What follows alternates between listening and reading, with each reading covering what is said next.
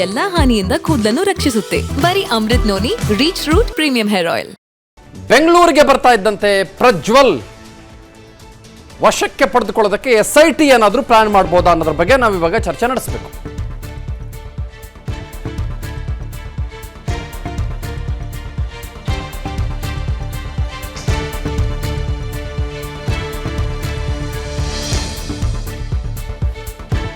Airport ಅಧಿಕಾರಿಗಳು SITಗೆ ಪ್ರಜ್ವಲ್ ಅವರನ್ನ ಹಸ್ತಾಂತರ ಮಾಡಬಹುದು.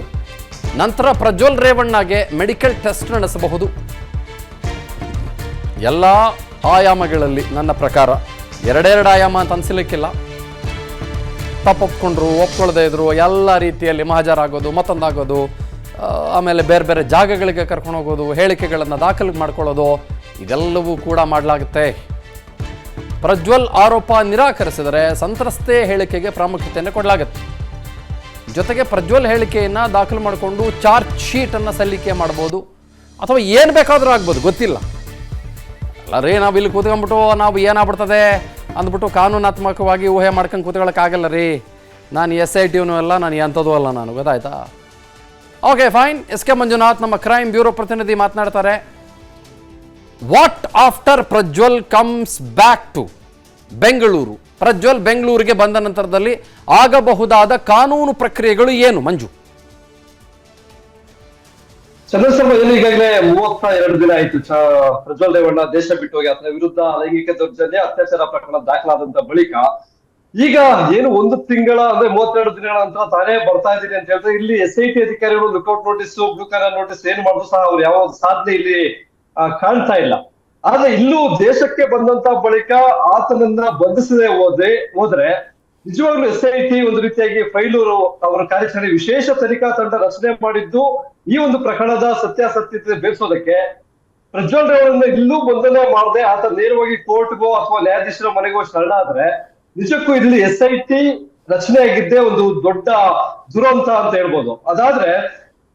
ಅದಕ್ಕೆ ಅವಕಾಶ ಕೊಡ್ತಾರೋ ಇಲ್ಲ ಅನ್ನೋದನ್ನ SIT ನೋಡ್ಬೇಕಾಗುತ್ತೆ. ಯಾಕಂದ್ರೆ ಈಗಲೇ ಎಲ್ಲಾ ಏರ್ಪೋರ್ಟ್ ನಲ್ಲೂ ತಮ್ಮ ತಂಡಗಳನ್ನ SIT ಅಧಿಕಾರಿಗಳು ಬಿಟ್ಟಿದ್ದಾರೆ.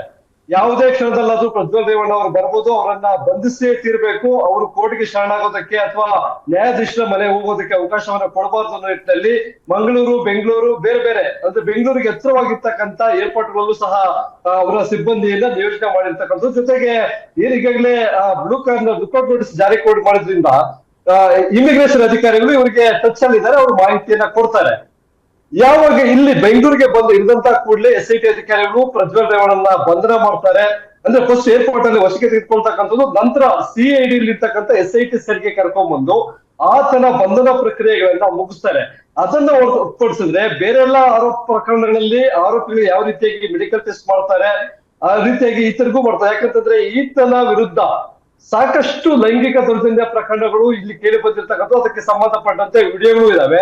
ಹಾಗಾಗಿ ಸಾಮಾನ್ಯ ಆರೋಪಿಯನ್ನ ಸಾಮಾನ್ಯ ಆರೋಗ್ಯ ತಪಾಸಣೆಗಾಗಿ ನನ್ನ ಜೀವನದಲ್ಲಿ ನಾನು ಮಾತ್ರವಲ್ಲ, ನನ್ನ ಕೂದಲು ಕೂಡ ಆಗಿರ್ಬೇಕು strong and stylish.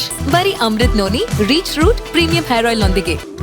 Reach root premium hair oil ಅವರ ಹೆಲ್ತ್ ಕಂಡೀಷನ್ ಹೇಗಿದೆ ಅನ್ನೋದಕ್ಕೆ ಸಂಬಂಧಪಟ್ಟಂತೆ ವೈದ್ಯಕೀಯ ಪರೀಕ್ಷೆಗಳನ್ನ ಒಡೆದುಕೊಳ್ತಾರೆ. ಪ್ರತ್ಯೇಕವಾಗಿ ಪ್ರಜ್ವಲ್ ರೇವಣ್ಣ ಅವರಿಗೆ ಬೇರೆ ಬೇರೆ ಏನಾದ್ರು ಟೆಸ್ಟ್ ಗಳನ್ನ ಮಾಡಬಹುದಾ ಅನ್ನೋದನ್ನ ವೈದ್ಯರ ಸಲಹೆ ಮೇರೆಗೆ SIT ಅಧಿಕಾರಿಗಳು ಒಂದು ಅನುಮತಿಯನ್ನ ಪಡ್ಕೊಂಡು ಅದನ್ನು ಸಹ ಮಾಡುವಂತ ಎಲ್ಲಾ ಸಾಧ್ಯತೆಗಳನ್ನ ಇರ್ತಕ್ಕಂಥದ್ದು. ಇನ್ನು ಪ್ರಮುಖವಾಗಿ SIT ಮುಂದೆ ಇರ್ತಕ್ಕಂಥ ಸವಾಲು, ಈ ಪ್ರಕರಣದಲ್ಲಿ ಪ್ರಜ್ವಲ್ ರೇವಣ್ಣ ಒಂದು ಏನು ಅಶ್ಲೀಲ ವಿಡಿಯೋಗಳನ್ನ ಮಾಡಿದ್ದಾರೆ, ಆ ವಿಡಿಯೋಗಳು ಮಾಡಿದ್ದು ಏನು ವೈರಲ್ ಆಗಿದೆ, ಅದರ ಮೂಲ ಡಿವೈಸ್ ಏನಿದೆ, ರೆಕಾರ್ಡ್ ಮಾಡಿರ್ತಕ್ಕಂಥ ಡಿವೈಸ್ ಅನ್ನ ಪತ್ತೆ ಹಚ್ಚುವಂತ ಕೆಲಸ ಈಗಾಗಲೇ ನಮಗೆ ತಿಳಿದ ಹಾಗೆ ಆ ಡಿವೈಸ್ ನಾಶ ಆಗಿದೆ ಅಂತಕ್ಕಂಥದ್ದು. ಯಾಕಂತಂದ್ರೆ 1 ವರ್ಷ ಹಿಂದೆನೆ ಅವರು ಈ ಪ್ರಕರಣಕ್ಕೆ ಸಂಬಂಧಪಟ್ಟಂತೆ ಒಂದು ಸ್ಟೇ ಅನ್ನ ತೆಗೆದುಕೊಂಡು ಬಂದಿದ್ರು.